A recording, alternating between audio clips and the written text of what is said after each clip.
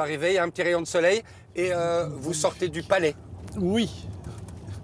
Étrange, C'est n'était-ce pas? sympa quand même ça. Qu'est-ce que vous êtes allé faire au palais? J'étais invité par la reine. Par la reine? Oui. À l'occasion de la sortie du Oui, film? elle a été voir en toute discrétion le film L'Empire du Silence au cinéma. Oui. Et j'ai reçu un coup de fil, donc vendredi dernier, me demandant si j'étais libre ce lundi. C'est rassurant, moi je trouve, de savoir que la monarchie s'intéresse aux documentaires belges quand même. Oui, oui, oui. Et au Congo, mais bon, Ouais.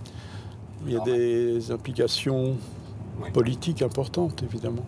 Puis dans la famille, ils ont des petites responsabilités. Ah, ça.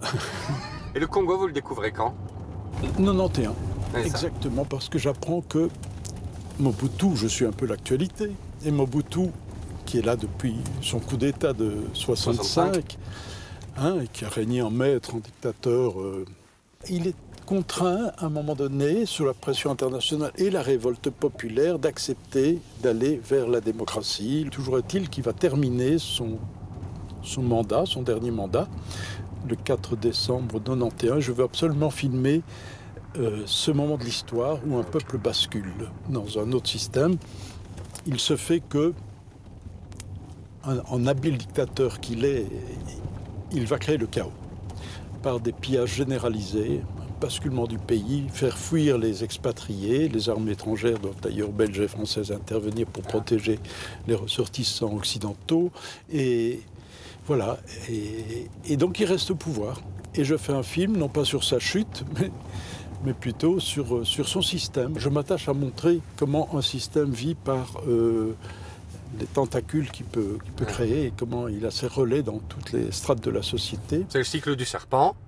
Oui, le serpent étant les services de sécurité qui font régner la terreur. Vous allez être interpellé au Congo dans ces années-là, les Et premières oui, fois. alors je vais me faire arrêter. Carrément au cachot, non?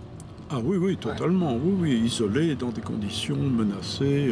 Oui, oui. Qu'est-ce qui se passe en fait? C'est après la sortie du film, j'imagine? Oui, voilà, ils n'ont pas apprécié que, entre autres, la presse, lors des interrogatoires, ils me sortent entre autres le Figaro, où le titre est le chaos mode d'emploi.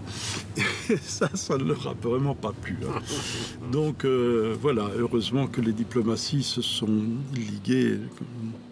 À la fois l'ambassade de Belgique, de France, pour lequel je travaillais, puisque j'étais pour la RTB et Arte, donc ils avaient quand même le devoir de défendre un cinéaste, journaliste qui les représentait. Mais les Américains ajoutent tout leur poids pour me faire libérer. Parce qu'en fait, je suis accusé d'activités suspectes et intelligence pour le compte d'une puissance étrangère.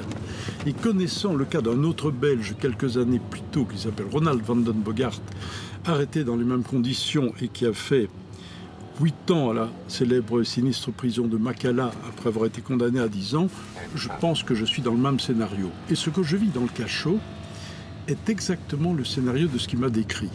Isolement, menaces, les moustiques, un peu de nourriture partagée par d'autres détenus, mais très discrètement, etc. Et puis je vais être expulsé et je ne pourrai bien sûr plus rentrer au Congo. Pendant combien de temps? Jusqu'à la fin du règne de Mobutu, donc pendant plus de 3 ans et demi. Mais je commence un film sur Mobutu de l'exil, je dirais, de l'exil du Congo. Ouais. Ne pensant pas, ayant récolté les archives de par le monde, un énorme travail de récolte d'archives pendant 1 an. C'est Mobutu, roi du Zaïre. Oui. Avec la chance qu'il a dû fuir le pays parce qu'il a perdu le pouvoir. Ouais. Et donc, je peux terminer le film au Congo en allant filmer les derniers témoignages. Et comme j'étais un opposant reconnu,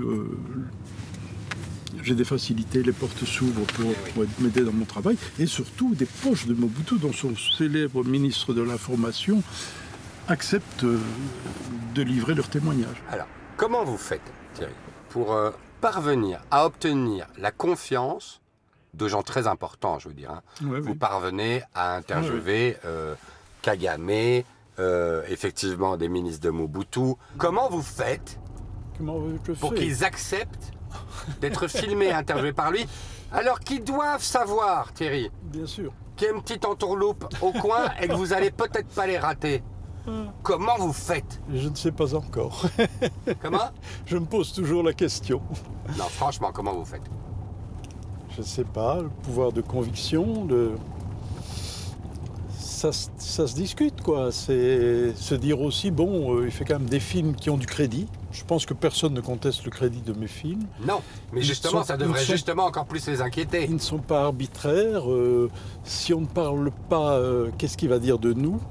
J'ai eu ça avec dans mon Mobutu du Zaïre, avec le patron de la CIA dans les années 60 en Afrique centrale. Moment central du film. Larry Devlin, oui. Il y a eu des échanges. Et il s'est dit, je pense, il vaut mieux parler que... Il va me clouer au pilori. Et voilà, et puis après, je pense que je l'ai beaucoup fatigué. Pendant 2 heures à le laisser dire tout ce qu'il voulait dire.